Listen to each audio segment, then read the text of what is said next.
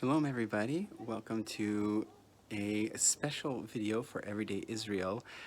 Today we are going to bring you on a tour of building a Sukkah here in Israel. So I just finished my morning prayers. As you can see, I haven't taken off my tefillin and everything yet, but this is our front door of our little home, and got a little sign right there, kids made for our little Rosh Hashanah greeting saying Shana Tova.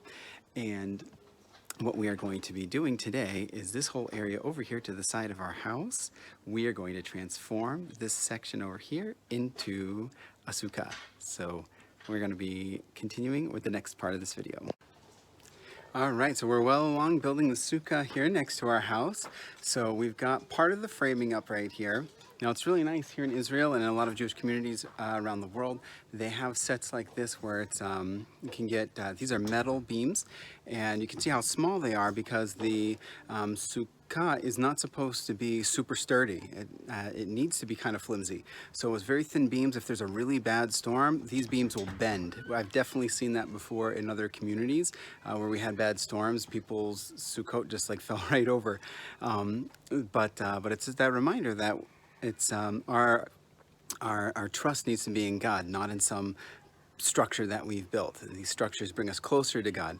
So we've got part of it up right here, and these sets that are come pre-packaged, they're the correct height and size to be a kosher sukkah. There are certain measurements about how high it has to be, how wide it has to be in order to be a kosher sukkah, and we'll kind of get into more of those details as we go along, as far as like what can be part of the roof of the sukkah. And so right here we're putting it right next to our house, so we can go right out from our kitchen, from the door here, right into the sukkah. We're going to have a table here and everything, some other colored mats down. And we've raked the ground here, made it all nice and clean and smooth so that we can make a really beautiful big sukkah. So I'm going to build the other section of the framing over here.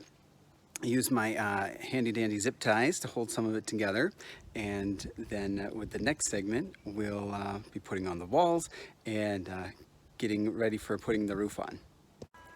All right, so we have the walls of the sukkah built, and now we're going to be working on the roof. Now, when you're building a sukkah, the roof needs to be organic, needs to be made of plant materials. So here I have my handy, I call them affectionately the chompers, my branch cutters, and a little kind of mini forest of bamboo stalks here in our town, close to where we live. So I'm going to chomp a whole bunch of these guys down, drag them all back home, and I'm going to use these to put together the roof of our sukkah. All right, so here we go. We have our organic roof here for our sukkah. So we've got the walls are made out of fabric, and up above, as you can see here, we've done some bamboo stalks for support, and then there's this organic, these like kind of thin wood stalks here, and they're connected by, it's all natural stuff, string and everything, so that we have the whole roof covered. But as we've talked about in Enoam before and in Everyday Israel, as you can see right through all those slats. So at night it's going to be really fun. You'll be able to see the stars, and once in a while we get some rain this time of year. This is when we start praying for it, during the time of Sukkot. And like last year I was sleeping out here, and my daughter, we were down here on the floor, and we had mats down. We're going to get this all covered up too. Right now it's just gravel.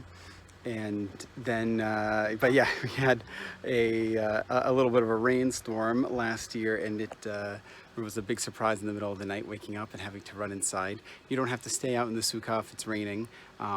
If the conditions outside of the sukkah are such that, you know, if it was like that in your normal house, you wouldn't sleep in that room, then you can go out of the sukkah. But as much as possible, you want to be in the sukkah, eating there, studying there, working there, although we try to minimize work as much as possible during the 7 days of Sukkot. Definitely no work at all on the first day. And it's such a wonderful time. I'm looking forward to showing you guys the rest of the sukkah. And I wanted to show you all something real quick here. This is really cool.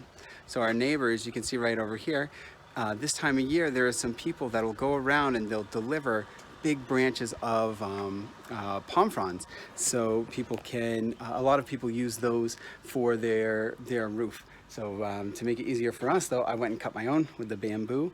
So we're getting close to done. Next step will be, I'm gonna really need my son's help with the hammer to make sure all of the beams are really tight. I had to shift it around a bit, so I think they got a little loose. I'm gonna make sure that those are really tight with the hammer. And then we're going to do some decorations with the kids. Love that part. So I'm looking forward to share that with you next. All right, Elazar is helping to put the finishing touches on the sukkah. Has to hammer it. Give it a good hit, Elazar. Make sure it's in there nice and tight. Good job. Okay, let's check on the other side of the beam here. And I think these are the last beams over here. Ready? Hammer right there. All right, good job, Elazar. Elazar, say Chag Sameach. Chag Sameach. All right, so we're at the final stages of getting ready for Sukkot. We've got our walls up, our roof on over there, and we're gonna go inside. The kids are finishing up all of their decorations with Sarah. Here we go. We're starting to finish putting all of the decorations up. Got some nice shiny things. There's the oldest, Leora, and there's Elazar. And Ronit's down here coloring. They've got their markers out. They've got everything out. Even some superheroes are out here helping us out. And we have a little decoration on the side with all of the special 7 species that are mentioned in the Bible that grow here in the land of Israel. And yeah, so the next time we see you all will be after all the holidays. So I hope you'll have Chag Sameach, a happy holiday. And thank you all so much for joining us. And we will see you all later. Bye-bye. Hey everybody, I hope you guys are all doing well. So we're actually up to the last day of Sukkot here in Israel and on Sunday, and we just wanted to give you a quick tour before the holiday is all over. So this is, it's right next to our house. We build it right against the side of the house here, and the kids help decorate it. We've got decorations with like apples and pomegranates up above, and paper chains the kids have made. And then we've got the candles over here. Whoop, that fell over. So Sarah's been lighting her candles here. They made a little bee. It's cool. And so yeah, it's the quick tour. We've got mats down on the ground. The kids and I have actually been sleeping out here. It's been really fun, kind of like a little camping week. And then we also have had our table out here, and the lulav and etrog, the 4 plant species that are in the Bible that we collect to have during the holiday. So I just wanted to share this with you guys. We love you all so much. Chag Sameach, happy holiday, we say to you guys. So tonight we start the last day. It's like a separate holiday, Shmini Atzeret. We start that holiday tonight, and then we're back to the normal routine. So we'll be in touch, and we'll talk to you later.